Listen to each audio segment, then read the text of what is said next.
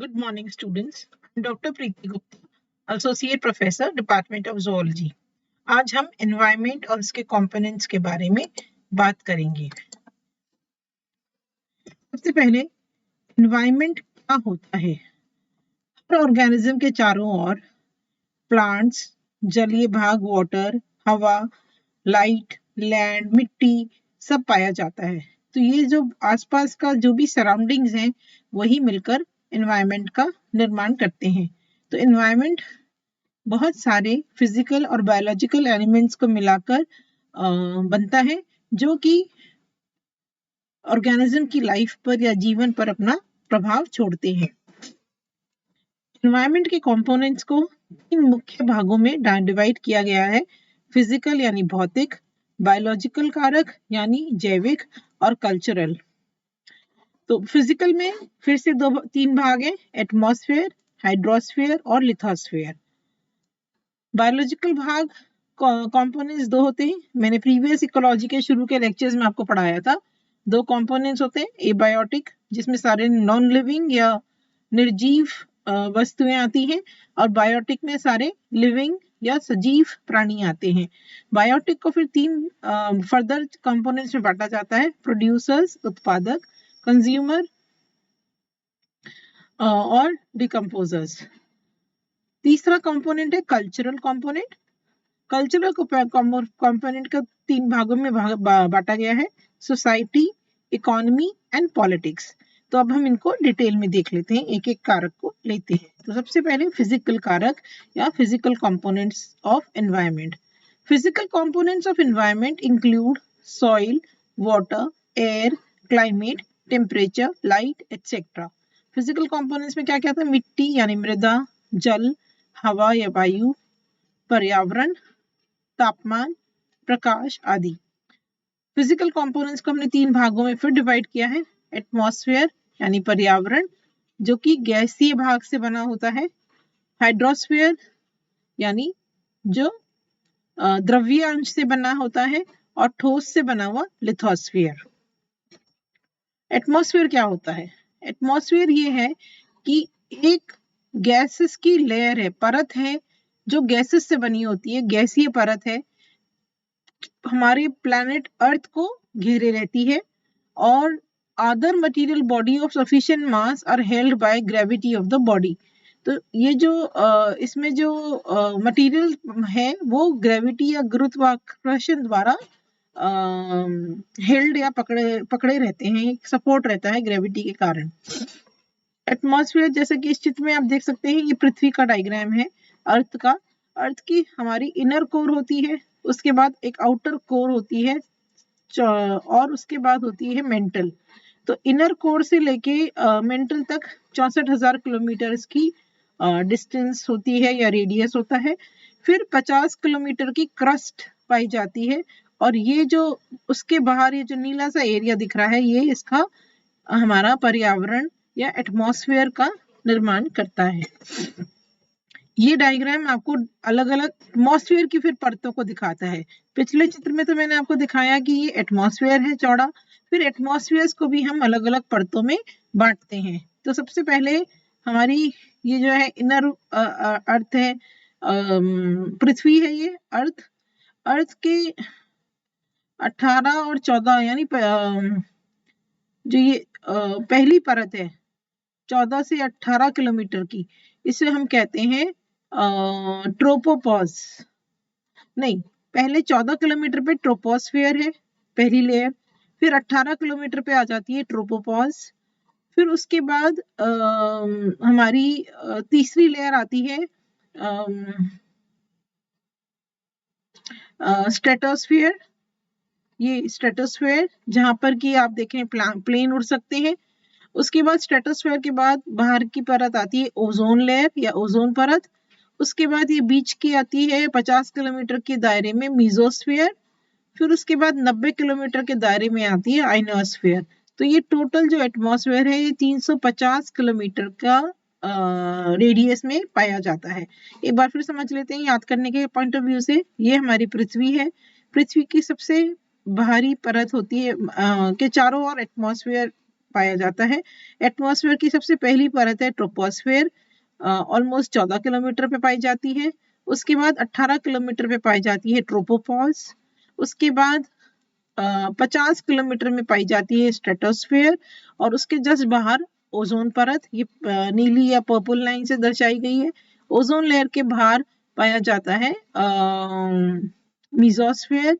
Mesosphere में भी satellites उड़ते हैं, स्ट्रेटोस्फेयर में प्लेन्स उड़ते हैं, और मीजोस्फेयर से जस्ट बाहर आयोनोस्फेयर, जिसे ऑरोरा भी कहते हैं।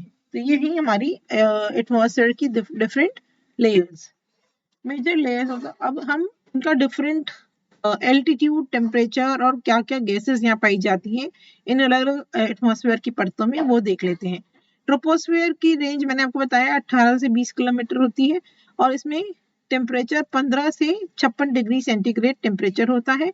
गैसेस जो पाई जाती हैं वो nitrogen, oxygen, water vapour and carbon dioxide. दूसरी लेयर है स्ट्रेटोस्फेयर, जिसमें कि जो कि 20 से 50 किलोमीटर की रेंज में होती है पृथ्वी के बाहर। इसमें -56 से -2 डिग्री टेम्परेचर पाया जाता है। ओजोन लेयर, ओजोन गैस पाई जाती है। तीसरी लेयर है हमारी मीजोस्फेयर, जो कि 50 से 85 किलोमीटर के रेडियस में पाई जाती है। इसमें टेम्परेचर -2 टू -92 डिग्री और सेंटीग्रेड होता है। ऑक्सीजन और नाइट्रिक ऑक्साइड गैस इस लेयर पे पाई जाती है। उसके बाद लेयर है 85 थर्मोस्फेयर, जिसमें 85 से 500 किलोमीटर का रेडियस होता है। -92 टू 1200 डिग्री सेंटीग्रेड टेम्परेचर यहाँ पर होता है। यहाँ पर भी मीजोस्फेयर की तरह ऑक्सीजन और नाइट्रिक ऑक्साइड पाया जाता है।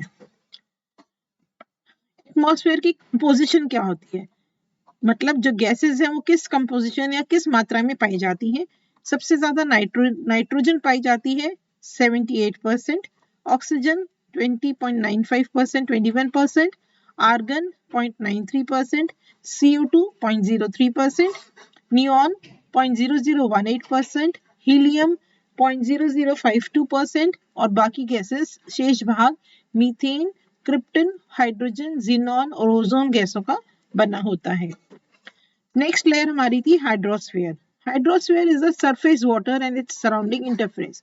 जितना भी जलीय क्षेत्र है उसको हम हाइड्रोस्फीयर कहते हैं। जल सबसे ज्यादा मात्रा में पाया जाता है, पाया जाने वाला सब्सटेंस है। हमारी पृथ्वी का ऑलमोस्ट 71% पार्ट जल से बना होता है। Rest part glaciers, ice caps cover additional areas. Water is also found in lakes and streams, in soils and underground reservoirs, in the atmosphere and in the bodies of all living organisms. Thus, water in all its forms, ice, liquid, water and water vapor is very familiar to us. तो मैंने जैसे आपको बताया 71% part हमारा पानी का होता है पृथ्वी का। उसमें ग्लेशियर्स आ जाते हैं, बर्फ से ढके माउंटेन्स आ जाते हैं, झीलों में, नदियों में और पानी पाया जाता है। सॉइल्स में अंडरग्राउंड वाटर भी पाया जाता है। एटमॉस्फेयर में भाप के रूप में भी पाया जाता है। बॉडीज में भी पाया जाता है, लिविंग ऑर्गेनिजम्स में। तो ये सारा पार्ट हमारा इम्पोर्टेंट वाटर पार्ट है जीवों का। हाइड्रोलॉजिकल साइकिल कैसे चलती है? हाइड्रोलॉजिकल साइकिल आप जानते हैं कि जब समुद्र की सन की जो रोशनी है वो समुद्री जल पे पड़ती है तो वाष्पीकरण होता है, इवेपोरेशन होता है, और उसके कारण बादलों का निर्माण होता है, और बादल फिर पुनः वर्षा करके वापस जो पानी है वो ओशंस में आ जाता है धरती पर।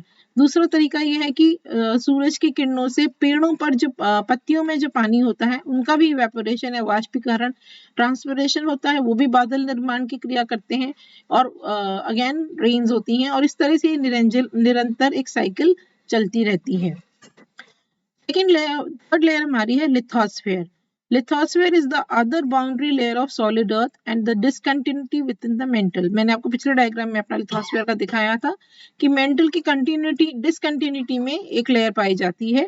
Lithosphere is nothing but a crystal system composed of various layers, core, mantle and outer crust.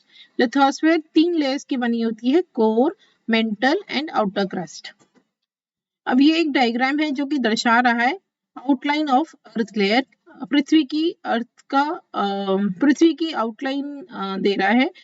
सो ये तो इसकी क्रस्ट है, ये इसका इनर कोर है, सॉरी आउटर कोर है और ये इनर कोर है। तो इनर कोर 51,000 किलोमीटर रेडियस का होता है, सॉलिड बना होता है। आउटर कोर 2900 किलोमीटर रेडियस का होता है और जलीय भाग से बना होता है। मेंटल थोड़ा सा बड़ा भाग होता है, इसको हम स्टेनोस्फेयर भी कहते हैं या एटमॉस्फेयर कहते हैं। और मेंटल जो है 3 परतों का बना हुआ है। और उसके बाद क्रस्ट जो है सबसे बाहरी भाग, वो 0 से 100 किलोमीटर मोटाई का होता है और क्रस्ट ही लिथोस्फेयर का निर्माण करता है। फिर आते हैं अगले कंपोनेंट पे, बायोलॉजिकल कंपोनेंट्स। जैसा कि मैंने आपको बताया, बायोलॉजिकल कंपोनेंट्स 2 तरह के होते हैं, abiotic and biotic components. Abiotic components में सारे नॉन लिविंग या निर्जीव प्राणी आते हैं। निर्जीव फिजिकल फैक्टर्स आते हैं जैसे air, soil, light, temperature, pH etcetera. Biotic में सारे सजीव कंपोनेंट्स आते हैं जैसे plants, animals, microorganisms, bacteria, algae, fungi etcetera. और बायोटिक कंपोनेंट्स 3 तरह के होते हैं, producers, consumers and decomposers. Producers यानी जो उत्पादक हैं, जो कि क्लोरोफिल और सनलाइट की मदद से CO2 की प्रेजेंस में अपना भोजन का निर्माण करते हैं। कंज्यूमर्स यानी उपभोक्ता।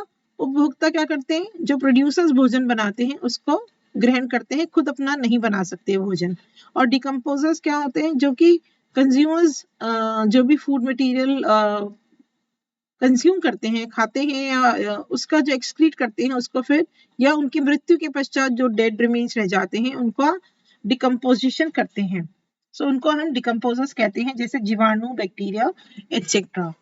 प्रोड्यूसर्स जैसे मैंने बताया, ग्रीन प्लांट्स जो कि अपना या फोटोसिंथेटिक बैक्टीरिया जो अपना भोजन क्लोरोफिल की प्रेजेंस में फोटोसिंथेसिस की क्रिया के द्वारा बनाते हैं। कंज्यूमर्स प्रोड्यूसर्स पे डिपेंड करते हैं for their nutritional requirements. Example सारे एनिमल्स, मनुष्य आदि। डिकम्पोजर्स जो कि डेड, मृत प्लांट और एनिमल्स का डिकम्पोजिशन करते हैं और फिर वापस पर्यावरण पे इंपॉर्टेंट मिनरल्स को पहुंचा देते हैं। Example fungi and bacteria. This was about the basic components of environment. Thank you.